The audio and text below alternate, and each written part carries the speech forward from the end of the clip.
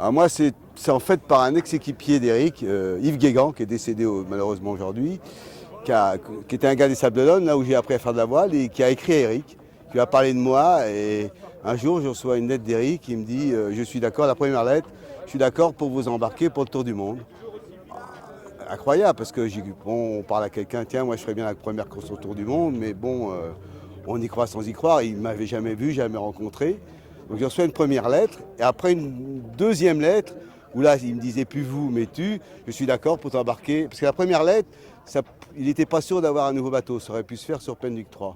Et la deuxième fois, donc, cher Bernard, j'ai gardé la lettre religieusement, là, et il me dit, bon, bah, je suis d'accord pour t'embarquer sur la course autour du monde. Alors, c'était incroyable, quoi. On n'y croit pas trop. Et puis voilà, quoi. Un jour, j'ai débarqué à Brest en juillet donc 73. J'ai serré la main d'Éric.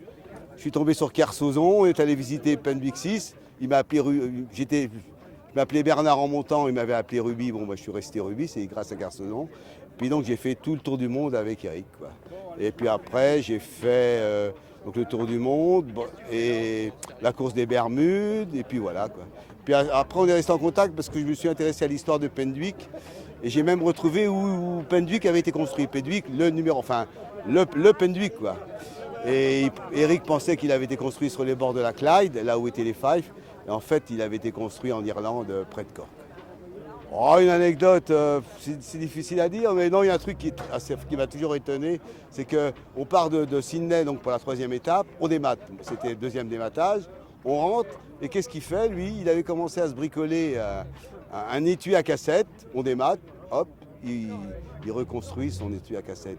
Une autre anecdote aussi, on le monte dans le mât, je crois que c'était toujours à Sydney, et puis tout le monde se barre. Il a été obligé de demander à quelqu'un de le descendre, parce que tout le monde était parti, quoi. Il restait des heures et des heures à bricoler en tête de mât, et puis tout le monde est parti, et puis il a demandé à quelqu'un de le descendre, quoi. Enfin, pour moi, ça reste.